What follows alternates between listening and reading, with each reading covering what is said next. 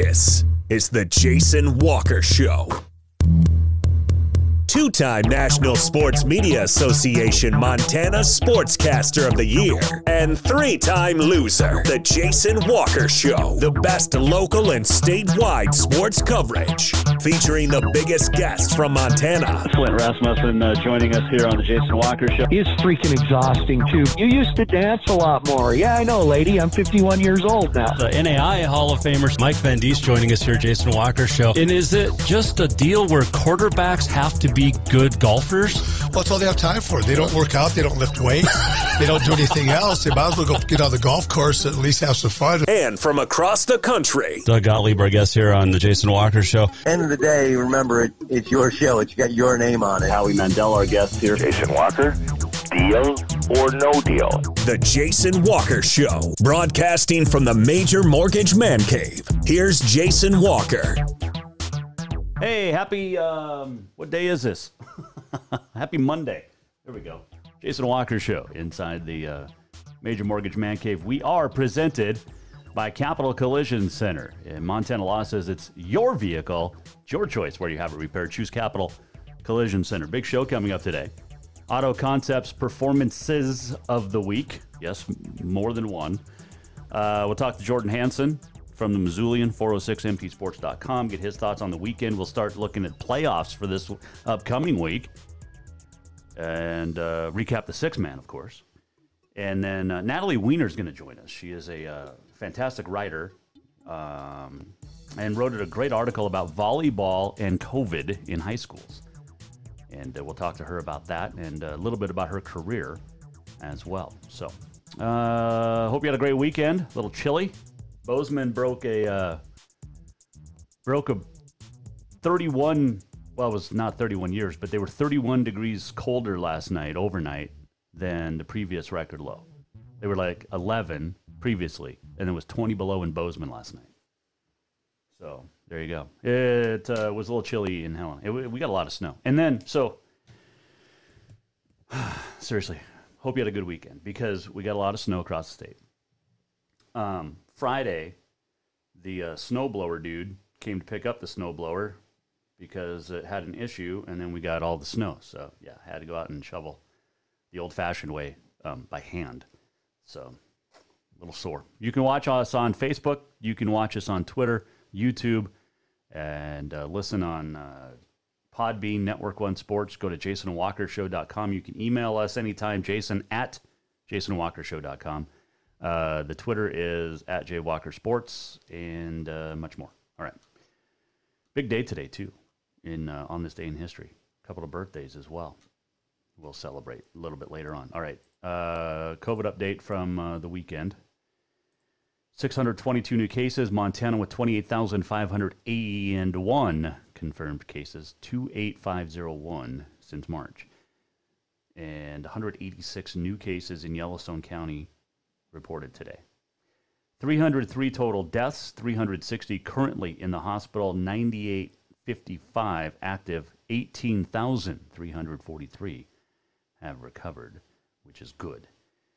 Let's see, 1914 in Yellowstone County, 661 Glacier, 644 Flathead, 921 Missoula, 851 in Cascade, 598 Lewis and Clark, 629 Gallatin, 376 Hill, 341 Roosevelt, and 238 in the Bighorn, 236 in Ravalli. So doesn't anywhere, top to bottom, north, south, east, west in Montana, it's all over the place. And numbers keep going up. Where are we at? So there's that. Okay, speaking of, I saw this article today. So Lewis and Clark Public Health announced this morning that there could be, to paraphrase, a lot of individuals in Lewis and Clark County that have COVID but have yet to be tested because of what they've seen in wastewater in East Helena and in Helena. So the municipal wastewater in the two cities have a lot of COVID in it, basically, is what they're saying. So that's not good. That means that they're testing the wastewater, and you might have it, but not know it. So just follow wash your hands, wear your mask where you have to, and social distance where you have to. Right? Just do it. For the sake of everything, just do it. Let's see. What else did we want to get to here? We're going to talk to Jordan Hansen about this, but Loyola football is in the playoff. They didn't win a game on the field. They had 2 forfeit victories, Anaconda and Deer Lodge. So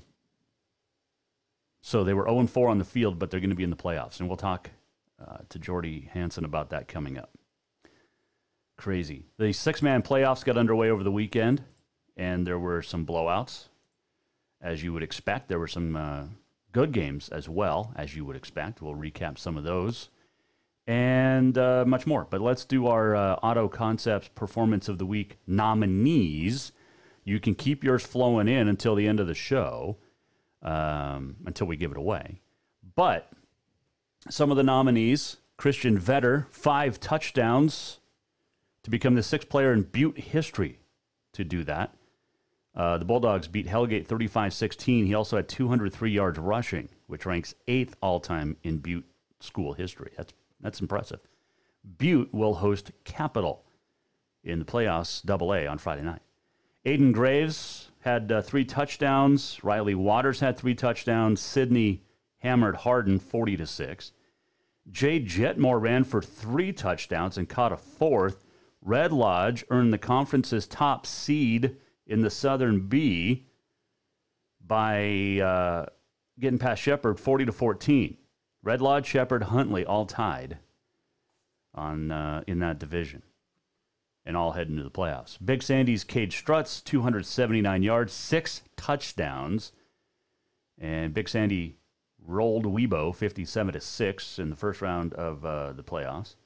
Caden Acosta, 16-22 passing, 282 yards, 4 touchdowns. Shields Valley got past Richie Lambert in Walsall. Sam Davis, 7 touchdown passes, 3 to Caden West, 3 to Alex Novark. White Sulphur Springs, all over Sunburst, 78-21. Coulter Wolstad, 4 touchdowns passing, as Harlow Rygate beat Noxon 38-14. Madison Detham, 5 touchdown passes.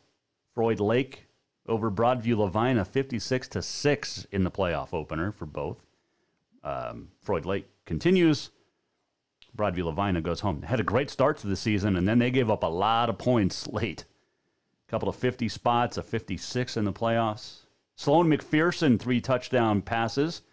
Returned an interception for a touchdown as well. Savage over Hobson Moore Judith Gap, 57-14. Chance Goltz, 3 touchdown passes, ran for a 4th. And Baylor Pospisil, I think that's how you pronounce it, ran a touchdown for an interception back for a touchdown.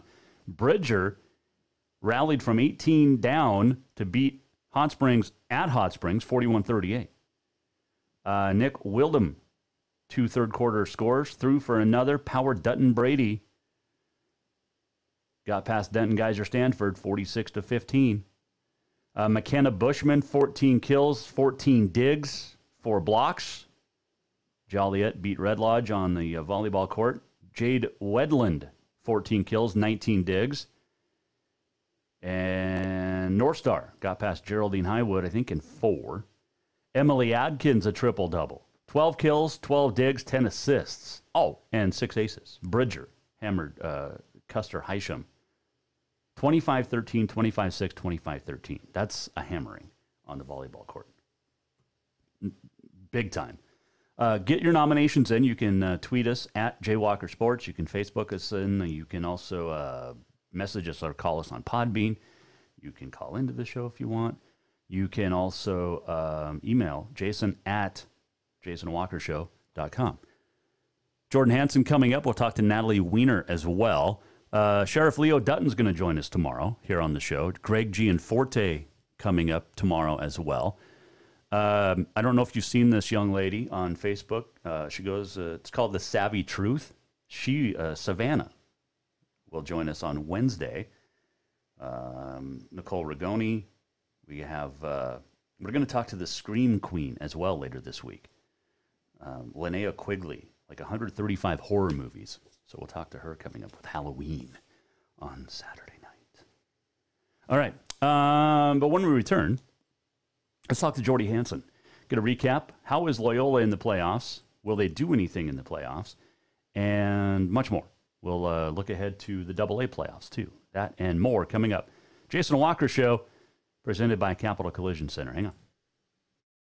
New vehicles keep coming, and Capital Collision Center keeps earning certifications to repair them. They're Helena's newest GM-certified facility. No matter the make or year, they repair your car to manufacturer's standards and requirements, maintaining its safety and value. Montana state law says it's your vehicle and it's your choice where you have it repaired. Choose Capital Collision Center, certified in GM, Subaru, and Nissan, and Helena's only shop certified in Honda, Acura, and Ford.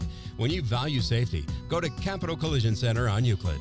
Fall is officially here, and now is the perfect time to get your rig tuned up before the big hunt. That means a lift kit from Auto Concepts. An Auto Concepts lift kit will help take you places only the animals can go. And when you do get that big one, make sure you have help to get it home with a winch to pull it out. Or maybe you'll be a good friend and help pull someone out of the snowbank. Check out AutoConceptsHelena.com for more ideas. Auto Concepts, the auto enhancement professionals. Have you thought about buying a home and just don't know where to begin? Well, when it comes to one of the most important purchases one can make, we understand it can be frustrating and confusing, but it doesn't have to be. Let the Major Mortgage team help you with all your mortgage needs. Major Mortgage means major service, and we would love the opportunity to help you today. Give J.R. McFadden, NMLS number 1246357, a call today at 406-465-1918, or you can visit him at 2001 11th Avenue, Building A, Suite 3 in Helena. Major Mortgage is a division of AMCAP Mortgage, NMLS number 129122, equal housing lender. Yes, it's true that Montana is a long way from the Gulf Coast, but you can bring that Cajun flavor home with a stop at Cafe Zydeco. From po' boys to classic sandwiches, Cafe Zydeco has all the best Cajun in town. Are you in the mood for seafood gumbo or crawfish etouffee? Maybe you're craving jambalaya with some shrimp and grits. Head in for breakfast, lunch, or dinner, or call ahead for pickup or delivery.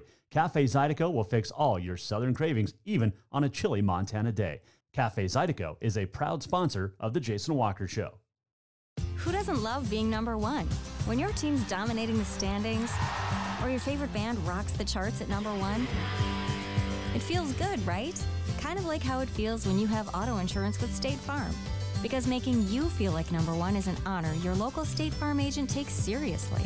Through the good times and not so good, your State Farm agent's proud to be here to help life go right. Call State Farm agent Mike Miller in Helena today. Store-wide savings are what you'll find when you shop for new home furnishings at Rucker's Furniture.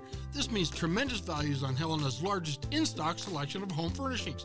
When you shop Rucker's, you'll find store-wide savings on the furniture you want for every room in your home. And you'll also find our selection of Serta iComfort, the most comfortable beds in Helena. 12-month financing is available with approved credit on most purchases over $299. Ask for details. You'll find store-wide savings at Rucker's Furniture, 1010 Dearborn, Helena.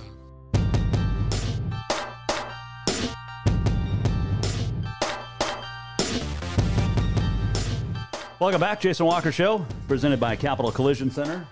Here inside the Major Mortgage Man Cave. Natalie Weiner will join us coming up here shortly. We're going to talk COVID and high school volleyball and much more. She's got a new venture as well. She's a great writer. But she will join us coming up. Also, your Auto Concepts Performance of the Week, and get your nominations in. Tomorrow, Greg Gianforte, Sheriff Leo Dutton will join us. But it is time to talk some regular season finales. It is time to talk some postseason football. Wasn't sure we were going to make it, but we did. At least we got to the postseason. Jordan Hansen from the Missouli and 406mtsports.com, our guest. Mike Miller, State Farm Hotline. How was your weekend? Good. A little snowy. Oh, just a little. Little snowy, little chilly. But other than that, not so bad. Now, okay, so where are you originally from? Is it Iowa? Yeah, I'm from the eastern part of the state. All right, so you're okay with the cold. I mean, you're used to it. Yeah, no, like we had snow and ice and crap growing up. Our thing was just it was still humid. Right. During the winter, so it made like everything like 10 times more miserable than it normally would be.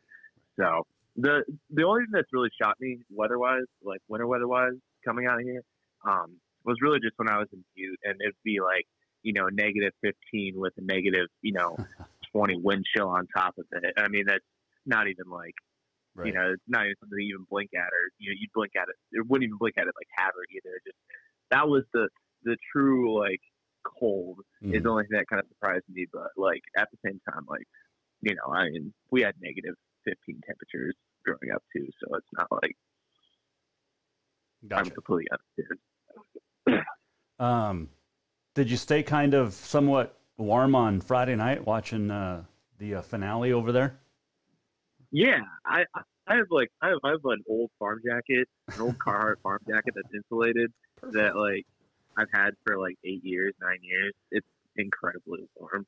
So I was keeping warm. It was a little bit hard to shoot some of the video and stuff that I normally do, but I was also helping them actually clear off the lines in between like quarters and even some plays and stuff. So I just kind of got conscripted into helping because they did. I mean, no offense to Hellgate, but the Hellgate game. I mean, there was nobody there to even with COVID. Even without COVID, I should say, there's usually not so many people at a Hellgate football game. So, but yeah, no, it was definitely an interesting experience. I just remember like growing up when I was a kid that like I always really thought that playing like in a snow football game like that would be awesome, and it looked like the kids were having fun on Friday. So I'm glad they had the opportunity to do that. But like the absolute weirdest way to end a weird, bizarre regular season, right? It's definitely up there in the strangeness category for me for sure. Christian Vetter looked pretty good on the field out there from Butte. Yeah, no, he's a great running back. I hadn't really seen much of him. When I was in Butte, he really hadn't kind of come into his own yet. But the guy that I was, continue to be impressed with is their tight end and defensive for Butte. Their defensive end and tight end Jake Olson, who I remember, a couple of years ago, he's a 6'6", 6'7" kid that's like 180.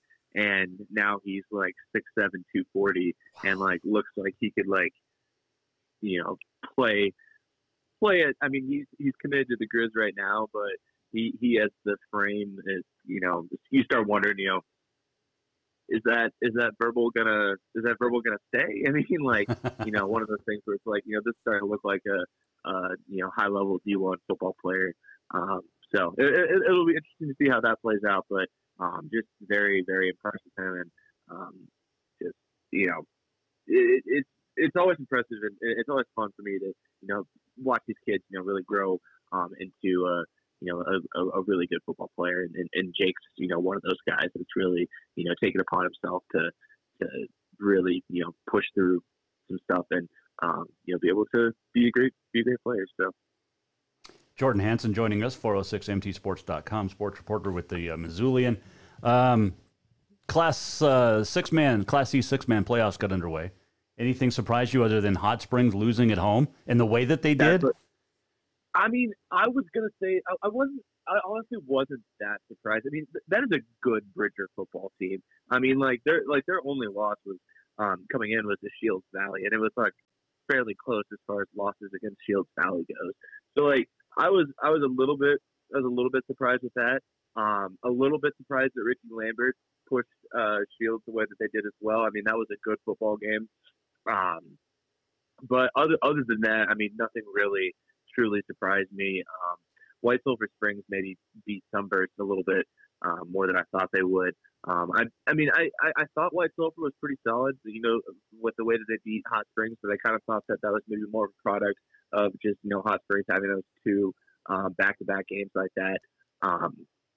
But, they came out and whipped Sunburst for sure. And, I mean, it's starting to look like a very good WSS team. So, but yeah, other than that, for the most part, it's pretty chalk. I think the best game of the second round is probably going to be that Ford Medicine Lake Harleton game. I just have a feeling that that's going to be a great football game. Big Stadium Bridge is going to be really fun. And yeah, I guess those are the two that really, I really do think that'll be solid second round games, quarterfinal games. And it's weird that we're already talking playoffs when we didn't even know if we were going to make it. We did, which is awesome. And now we get to talk playoffs, which is even better. But when you look at, so the 6-man, now I have to get to the right page. I've got 18406 mtsports.com pages pulled up. So you're welcome. Hey, we appreciate this. We appreciate the page views. Just keep sitting on those pages so it makes it look like, people are spending hours and hours reading 500 words. Well, that's exactly right. All right, let me ask you this. And let's go back to the AA real quick. Is Billings West the quietest 7-0 team that's not being talked about? Yeah. Oh, absolutely. I mean, right? And I honestly think that that's going to be a chip on their shoulders coming into these playoffs, is that everyone all year, including me, has talked to Sentinel. Best team ever, best team in the country, best team in the country, but best team of the state, best AA team that we've seen for years, best. And meanwhile, Billings West is quietly putting up almost 400 yards of offense per game, has scored 38 touchdowns, and they've got Taco Dowler is one of the most fun football players in this state. He's been tremendous this year. It's a good spread out rushing attack. They've got good wide receivers. They've got obviously good quarterback in Taco. They're in Ian Clash, excuse me, or Isaiah Clash, by the way. But it's a good fun team, and I think that they are underrated, and I think you're dead on. I think that might be the quietest 7-0 team, that they're undefeated AA team we've ever seen in the state. So it's crazy. Mm-hmm. And really is. And Bozeman almost got them the other night. I mean, it was a great football game on Friday night down there. And that's the other thing too, is that Bozeman, after Bozeman was never really bad, and this is one of the other looked bad. They never really looked bad. They lost that game against Senior without Kenneth, and say what you will, but it's one of those things with Bozeman is that I think, and this kind of goes back to something that you and I have talked about before, is that if we have non-conference games, they're 6-2 right now, and that looks a lot different than a 4-2 Bozeman team. You're like, wait, what? Right. But those two losses obviously are to Senior and West, and two of the best teams on the east side really, and that's interesting, and it's interesting to me, kind of how the West ended up playing out. Or the East. Well, both really. Helena had a chance to be third if they had lost, and Glacier had they pulled the upset, but they didn't, and it wasn't even close. Jake Rendina had 15 yards on 14 carries or something like that. Sentinel's defense was really good. In the AA, so you got Butte hosting Capital, and then Bozeman and CMR. That's one side of the bracket. Yeah, obviously you got to pick Bozeman. I'm going to pick Capital, I think. I'm not sure yet. I'll have my final predictions Friday, but I like this Capital team the way they're playing right now. Yeah, and I'm on the opposite. I like the way that this Butte team's playing right now. They've won 4 straight games. They've started to look like, they have some offense. At the beginning of the season, Blake Dracos was, struggling a little bit as a new quarterback. He's been behind Tom in the lot for the past, 3 years, just kind of waiting for his chance or whatever. And, it was another thing too that, it took a while for Christian Vetter to really kind of, push himself to be the top dog, for lack of a better phrase there, in that running attack. And it took a while for those wheels to start turning, but, they found a couple wide receivers too, and that's kind of been the other thing too, is that Butte lost a lot from their wide receiver core last year. And, as I was mentioning earlier about Jake Olson, I mean, he's a good tight end, but he's playing both ways. So, right. I mean, they throw him more into a blocking role on the offense and not, he's not running as many routes, maybe conserve a little bit of energy for that, on the defensive side. So, to me, Butte's offense is really starting to figure it out, but, but that's a Capital team that, has had its moments too, and obviously pushed Helena, last week. So, I do think that Butte, wins that game, but it could definitely go either way. Is that the best first round matchup in your eyes in the AA? Yes, but I think that Big Sky is going to give Glacier a sneaky good game. I think that Big Sky will probably lose by 20 points, but I think it's going to be a really good first half. At least, but I think the best matchup overall would definitely be Butte versus Helena Capital for sure. Because CMR, they're not going to test Bozeman. I don't see and that Great Falls High Skyview game. I mean, yay, Skyview's in the playoffs, but yay, yeah, and then the winner gets Sentinel. So congratulations, here you go. Yeah, I was going to say I think Skyview's 2 wins this year are. Over Gallatin and over Belgrade, which is like beating, a JV team. I mean, right. No offense to Belgrade or, Gallatin Valley, because I'm sure both of those, teams are going to, figure it out, coming down, the next couple of years. But it's just, yeah. I mean, it's just one of those things where it's kind of hard to really put a lot of stock into those 2 wins for sure. All right, let's move to the Class A. What do you like in Class A? Well, I really think that Hamilton Bronx team is a pretty good football team. I mean, I think that that's a joke. Yeah, no, they're really good. They're moderately good. They have some talent on that team, right. And sources are telling me that that Tyson Ross is a pretty good quarterback, right? Yeah, I've heard that. I'm excited about that Frenchtown Laurel game. I think that'll be a good one. I think Billings Central is going to put up 45 points on Columbia Falls, and I think poor Dillon. I mean, that's kind of a tough first round matchup against Miles City for them. But I mean, how good is Miles City after the kind of eggs they laid. 2 weeks ago. So right. Well, two games in a row. Yeah. No, exactly. And I mean, it's one of those things where you're starting to fall apart at the end of the season, and a team like Dillon that doesn't do that, right? Is really going to push you there. But it should definitely be interesting. It's I think the A playoffs are some of the most fun football in Montana normally, and I don't think this year will be much different. Well, it's great just because I think the traveling is always fun to talk about in Class A, especially. I mean, Sydney to Hamilton is not anything to scoff at. It's not like it's a Helena to Missoula type trip. Right. And Dillon to Miles City is not exactly small either. So, all right, Class B. Before I give you my rankings, let's run through this. Fairfield, who we know is really good, and they've had some great matchups in the past against their first-round opponent, but their first-round opponent didn't win a game on the field this year. They had 2 forfeits, Anaconda and Deer Lodge, and lo and behold, Loyola, which has been blown out of most every game, is all of a sudden in the playoffs this year. Yeah, well, I it's better than putting Anaconda in the playoffs, I'll tell you that, but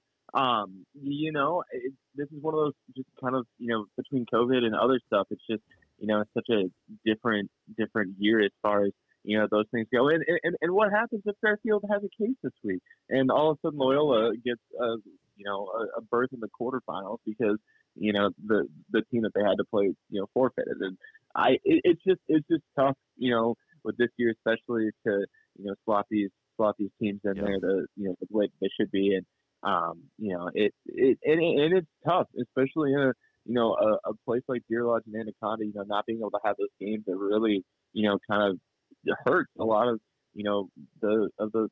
some of the West B teams that, need those games. And, it's pretty sad too, because Anaconda and Deer Lodge both have decent enrollments, and they've just had so many upheavals and issues and struggles, and not only just their football teams, but just both of those athletic departments as well. Yeah. And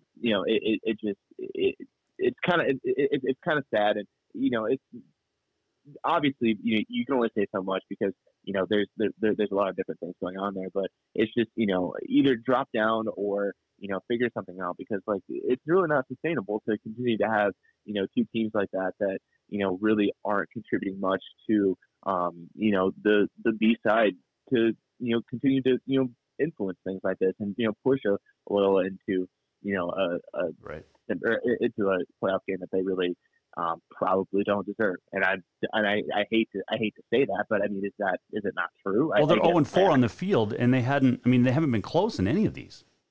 Right, and it's like I mean, I get it again because there's just that's just kind of how it's working this year in that situation. But it's like you just hate when things like this aren't decided on the field and they're decided because of other factors. Well, was it last year or the year before that Anaconda tried to co-op with Butte Central, and Anaconda School Board was like, yeah, no, we're not doing that because of the rivalry. Like at some point you got to put rivalry aside to be able to get kids on the field, right? Right. Well, and like since BC is A anyway, it wouldn't have really benefited. It would have benefited both of them, but I mean that's the Anaconda Central thing is a whole nother just very much issues between two towns and certain aspects of things, and some folks and both of those sides are very proud of where they're from and what school that they represent, and that makes it definitely difficult when you have some of the old heads. But like Anaconda usually has one of the highest B enrollments, and Powell County isn't really particularly far behind them. And again, it's just you really wonder what's kind of going through people's heads. But I will say that it would be sad if Mitchell Stadium, which is a great stadium in Anaconda, doesn't if they would have done that and they stopped using it, it'd be a little bit tragic because it's one of Montana's sacred football places for sure. Jordan Hansen joining us. All right, so what game do you look forward to most in the Class B? That's tough. I think the Townsend Huntley Project game has a chance to be good. Mm-hmm. I think that Eureka versus Glasgow could be interesting. I mean, Eureka's been up and down this year. Glasgow's much the same way. I mean, it's a good Glasgow team that had some issues with the virus and issues losing some games and stuff, but managed to get themselves into the playoffs. Shepherd and Whitehall, I think would be a pretty decent game. And I think Florence Carlton rolls over Conrad, but it'll be interesting to see how that Florence Carlton team that wasn't completely under the radar coming into the season, but has really demonstrated that they are one of the top teams of the state throughout the year. So could be a really fun semifinal between them and Fairfield if that's how the bracket plays out. You know what is interesting is that Red Lodge Columbus game is as short a travel as that is, and then Eureka and Glasgow, like as far as it is, that's impressive. Class B and 8-player travel is some of the just the most insane things. I think Lindsay Rossmiller, our digital editor, put together a piece maybe last year talking about playoff travel and stuff like that. It's quite funny because I mean it's not unreasonable to get a 12-hour trip out of some of these things too. Hey, she killed it over the weekend because she got all the playoff brackets up, but then was also covering cross country. Which is pretty cool. All right, let's move to the 8-player real quick. 8-man playoffs. I can't say 8-player. It's 8-man. What stands out for 8-man there? Well, it was really cool to see St. Iggy win their finale and get into the playoffs. So that they get to play Fort Benton. But I know that's a really, really, really good thing for Tyler Murray and his program. A fantastic coach, great guy. They've got, St. Iggy Mission's got a great quarterback. It's a fun team. Park City and the weirdness in their season, that'll be interesting to see how they, bounce back from that.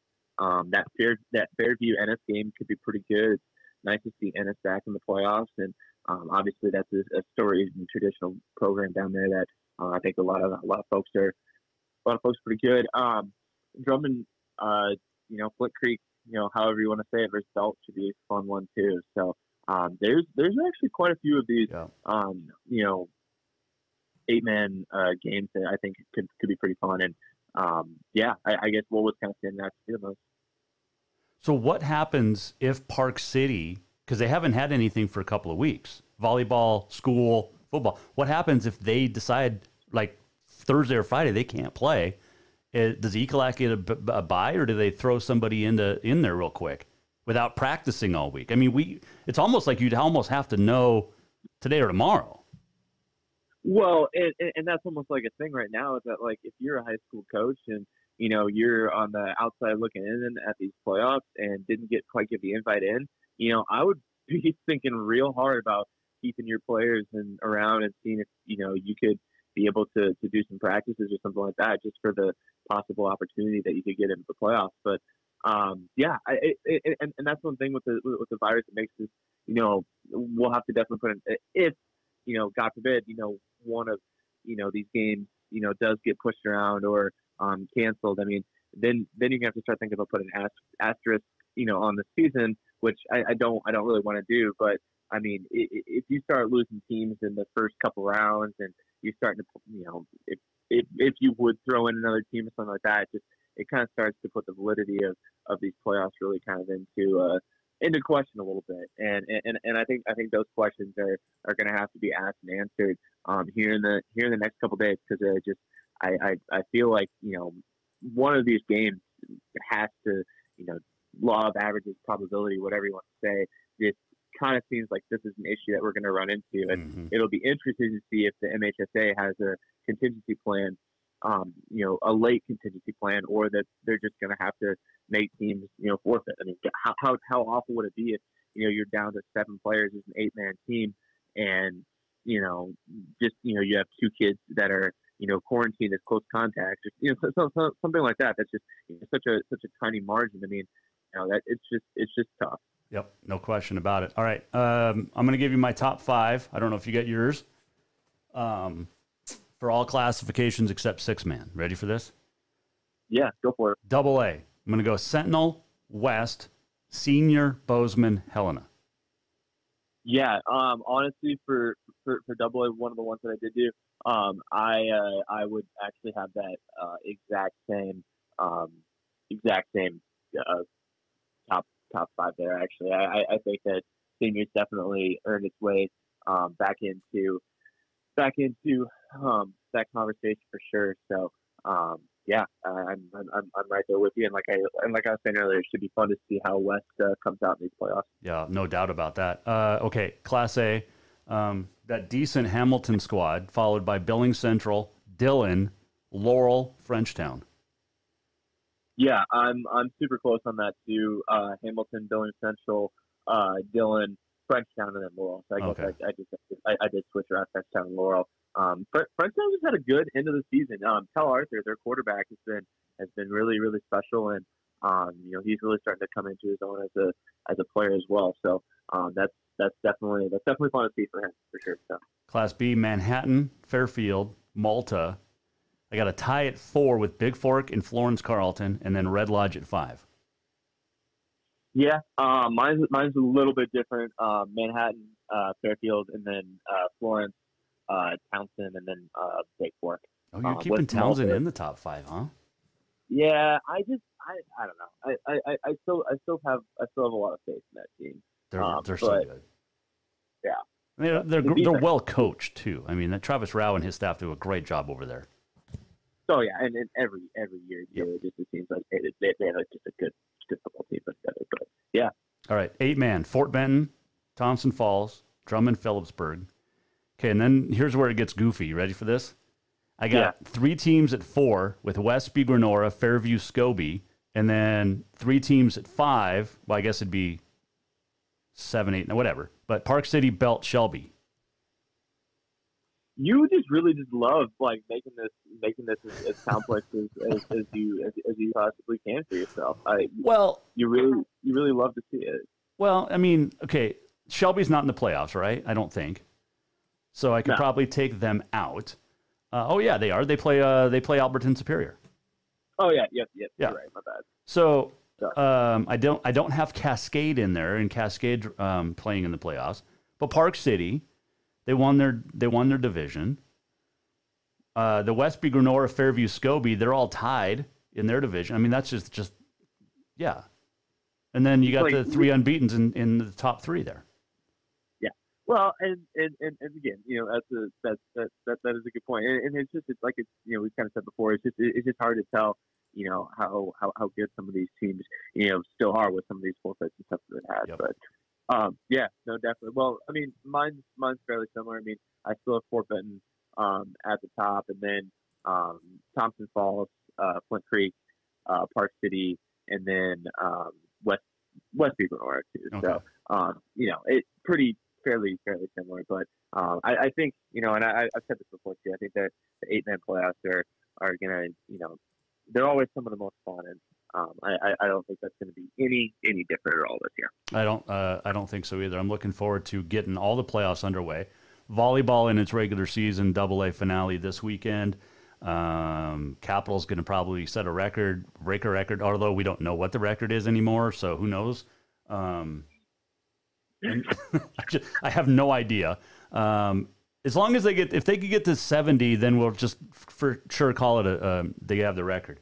And then we've got cross country wrapped up over the weekend, and then we've got soccer championships Wednesday, and then Saturday. Is that how it's going to look? Yep. AA is on Wednesday, and then A's on Saturday. So I'll actually be up in Whitefish for or no, actually I think Columbia Falls is hosting. I mean, they're right next to each other, but I'll be up over yonder covering the A boys semi or the A boys final. I was supposed to go up there on Saturday for the boys and girls semifinals up in Whitefish, but I did not have that chance because there was 14 inches of snow on the ground. So. And apparently, like, I don't know what happened with my car, but like my windshield wipers, they like won't turn off. So I don't know. So that's kind of a problem too. Wait, they won't turn off? Yeah, they just won't turn off. So I think I would have gone crazy. I think I would have gone pretty crazy if I was watching windshield wipers for 2.5 hours going north with no reason to have those. So that was kind of the other reason that I was like, I'm gonna wait until Tuesday to, you know, get my car fixed. But I like that. I was gonna do it today, but I woke up too late. So you did that last week too. You woke up late last week. I wake up late like every day. See, you're a newspaper guy, so you guys you can. I mean, you're used to that. You're just like, hey, I'm just gonna sleep whenever. Right, and it's like, you know, more or less it's the second shift, so it's like, yeah, like, you know, you get done with whatever you're doing at like, you know, 10:30, 11 o'clock at night, and it's like, you know, I'm not really ready to go to sleep yet and hit the hay, but. Well, and that's when I worked in radio or even television, but you get off like radio, you work 7 to midnight and you get home at like 1 and you're like, yeah, I'm not ready, you know, I'm not ready to go to sleep. Or it just depends on your hours. Like when you do the overnight shift, you know, you get off on Friday morning at 6, you start drinking at 6:30 or 7 and you're passed out by noon, but then you wake up and you can do it all weekend again. But that was way back in the day. Way back. Mornings sucked because you're up at like 4, you're eating, you know, leftover lasagna at 8 and the sales staff's giving you a hard time. You're like, this is my lunch. Like I've been awake since, you know, 3 o'clock, 4 o'clock in the morning. Right. So yeah, no, I get it. You get off work at, you know, 10:30, 11 or whatever. You're like, no, I'm not going to sleep yet. It's early. Yeah, no, and just, it's one of those things that I feel bad because both my roommates are on like a schedule where they get up way earlier than I do. So it's like sometimes it's like 3:30 in the morning, and I'm like trying to like make some Chef Boyardee in the kitchen. It's like trying to do it quiet, just trying to be as quiet as possible. You know, it's like one of those things. But you're playing 2K or whatever, Madden, and trying not to scream, and yeah. Right. Yeah. Exactly. I get luckily, luckily we do have a man cave basement that's pretty pretty quiet compared to the rest of the house. So if you're talking a little bit loud to yourself as you throw a fourth interception of the game against Cleveland and are losing in the first round of the playoffs, I mean, some things never change. Right, yeah, exactly. Hey, appreciate the time as always, my man. We'll check in next week, get your thoughts on the first round of the playoffs and also the second round of the playoffs. Can we make it a rule to start all the playoffs the same weekend? I don't know, but I love it. I think that, I mean, obviously with six man, going ahead, but I really wish that we did, but maybe that's a letter to write to Mark Beckman. Yeah, I got a lot of suggestions for Mark Beckman and the MHSA board. But on that note, I'll let you go. Go get your car fixed, take a nap, and try not to eat SpaghettiOs too late tonight because it's not good for your system. No, I know you're right. As always, thanks for having me on, man. Thanks, man. Talk to you next week. That is Jordan Hansen joining us, 406mtsports.com, and the Missoulian sports writer. Great guy. Love recapping football with him. We'll have to see if he wants to do basketball and wrestling. We'll see. All right, we'll take a break. We'll come back, and when we do, we're going to check in with Natalie Weiner and talk about COVID and volleyball in the high school front. That's next. This is the Jason Walker Show, presented by Capital Collision Center. Jason Walker here, and I want to tell you about a great place that's going to make you feel better in just an hour. Ocean Spirit Massage. From deep tissue to hot stone and more, Ocean Spirit Massage will get your sore, tired muscles feeling like new. Whether you overdid it working out, hiking the hills, playing golf, whatever it is, or even if you're pregnant, you will walk away feeling better than you have in years. Book now for yourself or make it a couples massage. And gift certificates are always available as well. Visit oceanspiritmassage.com or call 417-0542. New vehicles keep coming, and Capital Collision Center keeps earning certifications to repair them. They're Helena's newest GM-certified facility. No matter the make or year, they repair your car to manufacturer's standards and requirements, maintaining its safety and value. Montana state law says it's your vehicle and it's your choice where you have it repaired. Choose Capital Collision Center, certified in GM, Subaru, and Nissan, and Helena's only shop certified in Honda, Acura, and Ford. When you value safety, go to Capital Collision Center on Euclid. Yes, it's true that Montana is a long way from the Gulf Coast, but you can bring that Cajun flavor home with a stop at Cafe Zydeco. From po' boys to classic sandwiches, Cafe Zydeco has all the best Cajun in town. Are you in the mood for seafood gumbo or crawfish etouffee? Maybe you're craving jambalaya with some shrimp and grits. Head in for breakfast, lunch, or dinner, or call ahead for pickup or delivery. Cafe Zydeco will fix all your southern cravings, even on a chilly Montana day. Cafe Zydeco is a proud sponsor of The Jason Walker Show. Do you love to look at photos of Montana, from animals to landscapes and more? Are you looking for a place to get your senior pictures or family portraits done? Are you a business owner looking to upgrade the decor in your offices? Well, look no further than Mark LaRoe Photography. Mark has been shooting beautiful photos all across the Treasure State, from rodeos to portraits, and would love to work with you. Visit marklaroephotography.com to see many masterpieces of his work, then give him a call to schedule your own photo shoot. Or to purchase one of his fantastic pieces, stop by Spirit of the Big Sky Gallery on Custer in Helena. marklaroephotography.com.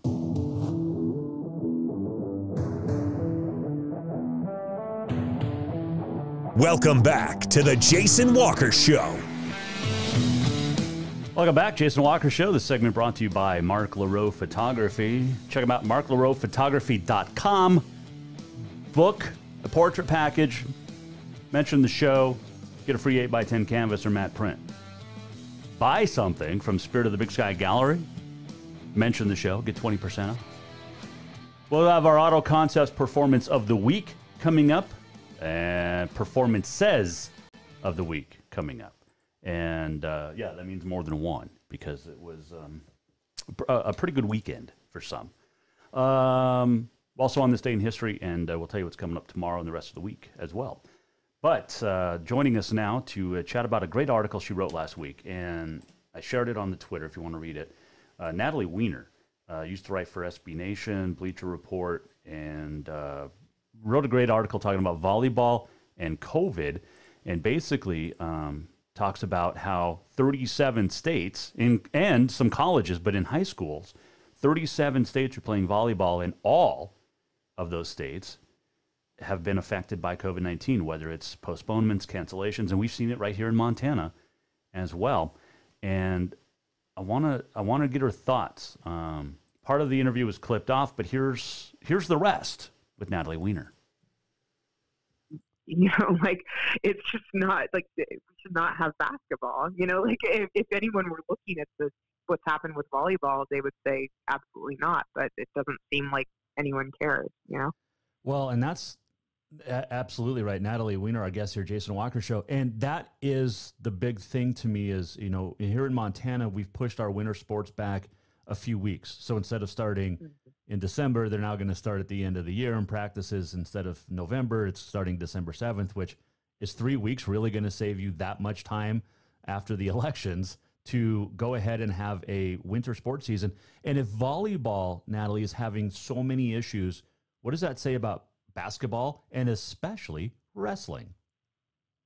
Yeah, I don't even know. I mean, again, it's like, I'm not a doctor. I'm not a scientist. I didn't interview people in those fields, you know, for this story. To me, it's just kind of like a common sense thing and a precedent thing, right? If we're looking at these other sports and seeing people who are getting sick, who are needing to be isolated, like, it's just not, we're not ready yet. Like, the pandemic is not in a place yet where we can be having this. You know, it's just easy to make that call before volleyball, but you would, you know, somebody should be looking around and looking at what's happened so far and saying, we can't do basketball right now. Like, and it seems really unlikely that anyone's going to do that because obviously basketball is considerably more high profile than volleyball is, especially at the college level. You know, I'm really skeptical that they're going to, because the NCAA has been so toothless so far about college football, for example. So I doubt anything's going to change, but it seems like it really should, because like you said, we just don't know the long-term effects. And I just listened to an article getting ready for this interview about like a girl who was playing on a top team, and she like had come down with COVID, and she talked about how she still felt tired, you know, even though she's recovered. And it's just like, this is not a thing that should just be, like, this shouldn't be a regular story, like an overcoming adversity story. Right. You know what I mean? Right. Are kids, do you feel kids are, well, actually, I guess the question would be, do you feel like the adults are being bullied? I mean, we look at the football, but in volleyball too, do you feel like adults and ones that should be making the decisions for these kids are being bullied by the kids so that they can have a chance to play? And leave the parents out of it, because that's a completely different issue. Yeah, I mean, I was going to bring up parents because I feel like that's kind of the force that's coming at the school boards and all those, you know, the people who are in charge. I think there's a fair amount of parent pushback, which again, I understand. But yeah, I think maybe, like, at least based on the research that I did, even districts and state athletics associations that initially had said, like, we're not going to do sports this fall, a fair number of them backtracked, you know? And that's, like, the really wild thing to see happen, because it's not like the pandemic got substantially better in the meantime. You know, it was just that pressure either from students or parents, you know, fighting for the right to play sports, which is, you know, could be so far down on the list of priorities right now. When I was reading your article, it really stood out to me, the story of the Emma Gersner, I guess in Arizona. She wasn't wanting to play. Like, she's like, I don't want anybody to get killed like my grandparents with COVID if she was to be able to come down with it. But at the end, she ended up playing at the behest of, as you say, quote, her coach and her parents. She wound up playing, end quote. And to me, that really stood out, because it goes back to what I just asked of, are these, you know, some of these kids being bullied into playing and as such? I mean, I think, you know, that story, it really, like, was striking to me just all the way around, because it was just like, I mean, I'm happy that it was published, but also like it's pretty, the framing was kind of wild to me. But I think that if that's your perspective, you know, that like the virus is something that is just like an attitude problem, you know what I mean? Yep. If you really genuinely think that being nervous about getting COVID or what it could do is just like a mental hurdle to overcome, then I guess, yeah, you're going to pressure your kid to like trying to go back to normal. But that point of view is obviously not really borne out by the facts, you know. Obviously, she was completely justified in being nervous about playing and nervous about contracting COVID, you know. It's just, I think that I would hope that that's not like a common thing, but that story did make me nervous that maybe it is more common than we realize. Let me ask you this, because like I said, I've been talking about this since March, but a part of the big thing for high school sports this fall and for the winter is going to be, and has been, these kids are, you know, they need to be recruited. Well, I wasn't great enough to play in high school and get recruited in college, but I've covered this, you know, I've covered sports for 20 plus years. If you're good enough, they're going to A, find you, and B, you've been recruited since you were a sophomore or junior. Your senior year, and it's very rare that you'll have that breakout senior year like, oh my gosh, where was this kid? You've already been recruited. You already know where you're going to college for the most part. Am I right on that? For sure. Yeah, no, I mean, at least in my experience and in my understanding, it's definitely like that. And also, like, the idea that a college wouldn't be understanding, you know, of these extraordinary circumstances. Like, I get, you know, that it is really high stakes and that people, you know, need that scholarship in a lot of cases. But also, like, if a college doesn't get that, you know, why do you want to go there? You know, true. Like, if the coach doesn't understand that, like, these are unprecedented times, you know, it just doesn't make any sense. So you, as we switch gears, Natalie Weiner joining us, Jason Walker Show. You've written for some pretty big places, SB Nation, Bleacher Report, Billboard, and you just started a new what's it called, newsletter. Really anxious about this, but you've interviewed some great people, but it's called Don't Rock the Inbox, and it's about country music. I like this. Yeah, no, it's like, it's exciting. We're just trying to get the first issue together right now. But yeah, I mean, you know, I actually wrote about music before I wrote about sports. And it's just, in music even more than in sports, it's like really, really hard right now to find places to write, basically, especially about country music, because it's just kind of not necessarily as popular kind of with whatever the mainstream of online music writing readers are, you know, even though it's enormously popular, obviously, in general. So one of my colleagues and I, Marissa Moss, we're trying to pull this thing together just so we have a place to write about it, and getting into the newsletter game like everybody else, it seems. Well, you don't have a podcast yet, right? Because that seems to be where everybody's headed. I mean, I have a couple defunct podcasts, you know, some failed podcasts, but you know, they live on the internet. Gotcha. So that's something.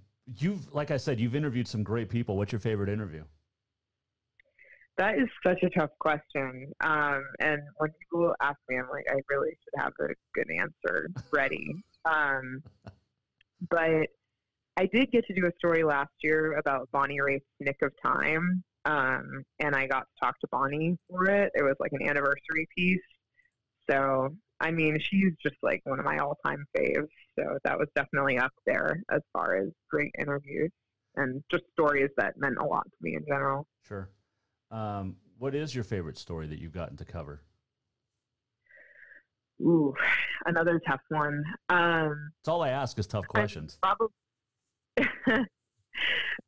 Probably like the one that still was the hardest, but also like meant the most to me was I did this story about high school football and gun violence last year. Just kind of talking to coaches who had players be shot and killed. And it was like, obviously really sort of difficult to report and dig into, but also felt really important and like an angle, that not too many people had taken before. Cause I think it's like, basically I just saw all these stories that were like high school football players shot and killed. It's kind of like a trope that you see on local news and stuff. And I was just like, this is crazy that this is like happening at such a high rate. It's kind of a unfortunate case study in just how common community gun violence is in America, and so it was just, a sports story, but also not, right. Right. When you're looking for a story, or do they just, take me through your process real quick. Like, do you go looking for a story, or does it kind of just fall into your lap, kind of, like, oh, yeah, like this volleyball deal. This is, you went to go watch some college volleyball and all of a sudden, well, now I have this story to tell. Right. That's usually how it is, right? I think like I feel lucky that I've been able to write about such a wide variety of things, and it's kind of been like a natural outgrowth of just being interested in a variety of things, like the sports stuff kind of like came along just because I started getting more and more into sports. And then it's like, well, this is really interesting stuff that I would love to learn more about and then ultimately write about. So yeah, I just like today, like I just came across a singer who, is a Black man who sings country songs and is a Trump supporter and like has become very successful because he's singing these really patriotic songs that like don't get any radio play at all, but have only become famous on TikTok. So it's like that confluence of like, and I just found this person just in my normal sort of perusal of the internet. Right. And so like, to me, that's a crazy story that I obviously have to like figure out a way to write. Just cause it sort of ties together so many different threads of like where we're at right now, But yeah, it's just like, you can never predict when that kind of stuff will just pop up. It's just being curious about the world, I guess. Is there anything you won't write about?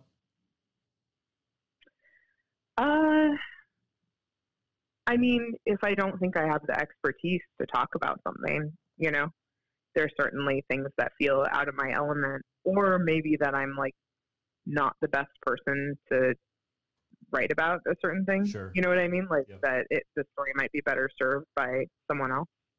No, that completely 100% makes sense. There's been stories that I've passed on this year just because I don't feel comfortable talking about them because, well, for one, I'm not a Black guy. Right.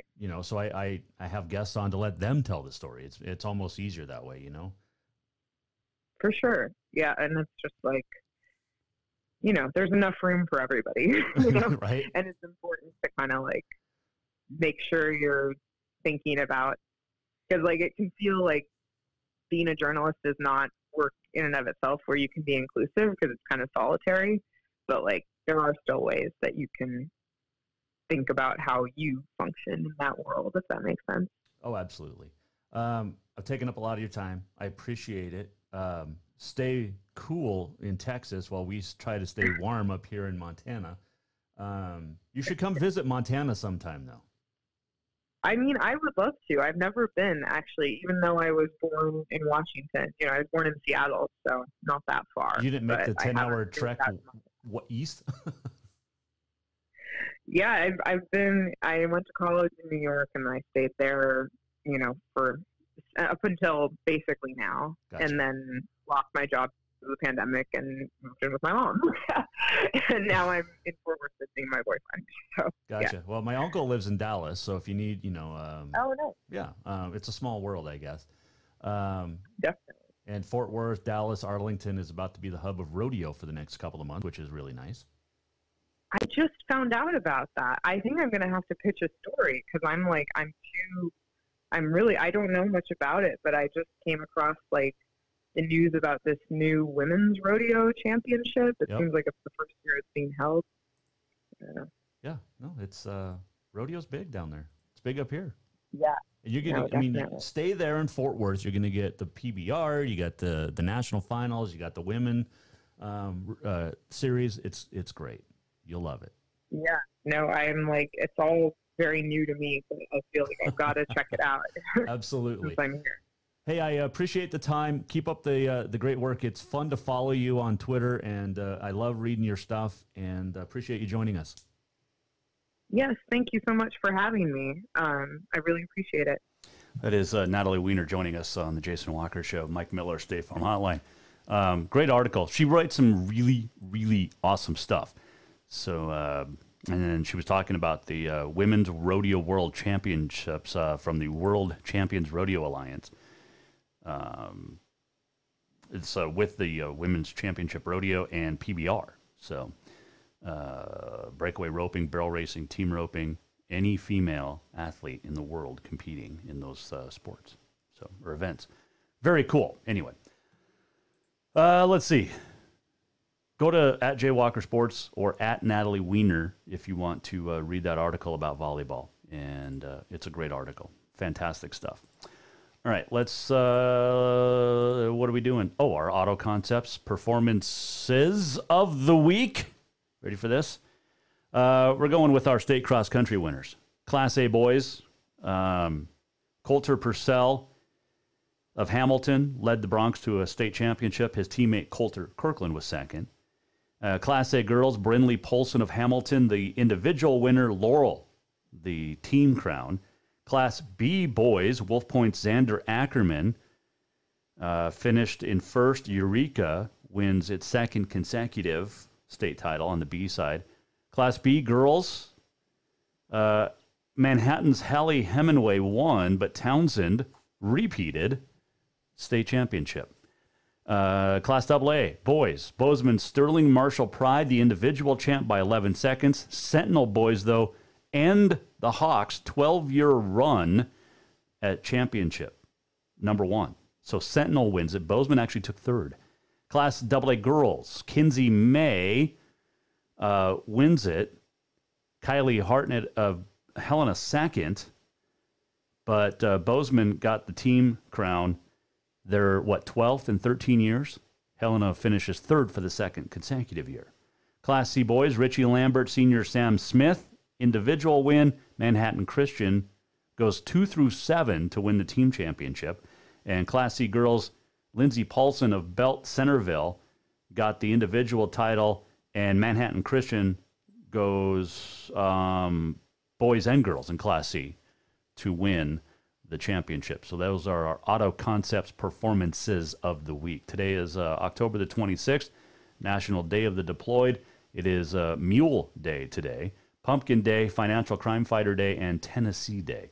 1951, future heavyweight boxing champ Rocky Marciano defeats former champ Joe Louis, TKO in the 8th round.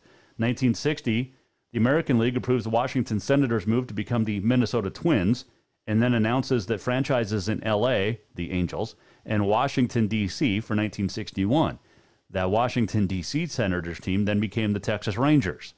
So they moved twice. 1968, George Foreman, future heavyweight champ, wins the Olympic heavyweight gold when he stops Jonas Sepelis of the Soviet Union in the second round in Mexico City. Also in 1968, Mexico City, Japanese go sweeping the medals in the men's floor exercise.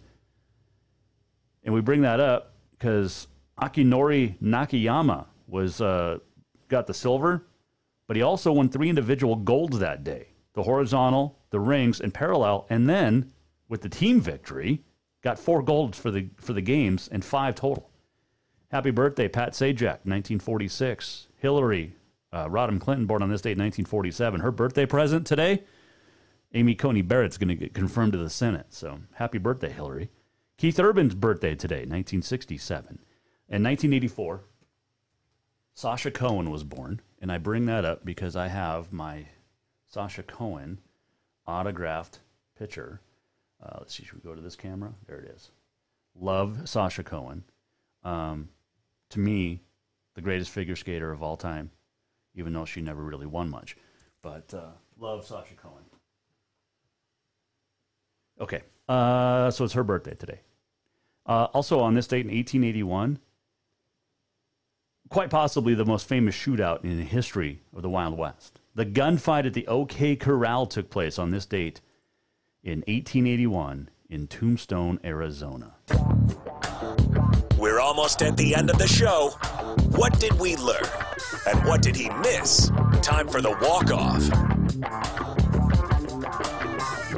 Great show today. Jordan Hansen talking playoffs, Natalie Weiner talking sports, and you can listen to any of it, jasonwalkershow.com, listen or watch, and if you missed anything. Tomorrow, Sheriff Leo Dutton will join us from Lewis and Clark County. We're going to talk some COVID stuff with the sheriff and much more. Greg Gianforte will join us as well tomorrow, a week out from the elections. And let's see. What else is coming up this week? Savannah, I don't know if you've seen this little this teenager. She is very smart. She is 16, but she talks the savvy truth, and she will join us on Wednesday. We'll talk to some football coaches this week as well, Nicole Rigoni. Linnea Quigley, who's known as the scream queen of B horror movies, will join us on Friday. Steve Daines coming back, Senator Steve Daines coming back on Wednesday as well. They reached out and said he had so much fun. He just wants to come back and talk some more hunting. So we'll do that on Wednesday. The walk-off, by the way, presented by Cafe Zydeco. Make sure you stop by 625 Euclid in Helena. Also Bozeman and Billings. And I wanted to bring this up. So we talk a lot of COVID on this show, and just because, check this out. This is Whitworth out in Spokane. This is their basketball team pitcher. Where are we going here? Yeah, look at this. Let's see, can we enlarge it a little bit? What are we doing? I guess we have to shrink it. That's their team pitcher. Yep, the COVID season is what it's being called. And it got me thinking, like, who in the hell in the athletic department approved that? Marketing. Seriously. Man, oh man. Not smart, Whitworth. And you're supposed to be smart. All right. Jordan Hansen, Natalie Weiner. If you miss anything, again, jasonwalkershow.com. Tomorrow, Greg Gianforte, candidate for governor of the state of Montana. Sheriff Leo Dutton, and it will join us as well. It'll be a big day tomorrow. It's going to be a great week. Have a, massive Monday. Have a great Monday. We'll see you back here tomorrow. Sheriff Leo Dutton, 4 o'clock, Jason Walker Show. We are presented by Capital Collision Center. The Jason Walker Show is produced by the Jason Walker Media Company. Any reuse, rebroadcast, or retransmission without the express written consent of the Jason Walker Show is strictly prohibited. Just listen, watch, and enjoy.